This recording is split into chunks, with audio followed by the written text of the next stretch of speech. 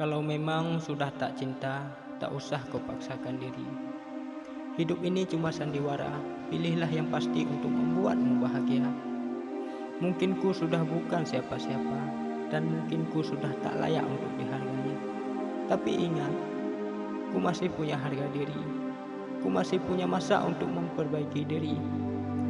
Dan aku sadar apa yang sudah terjadi. Ini semua atas ulahku.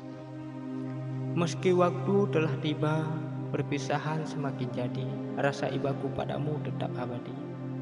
Kuharap kau dapat memilih sosok pria sejati yang mencintaimu karena ilahi, bukan karena nafsu untuk merusak hati.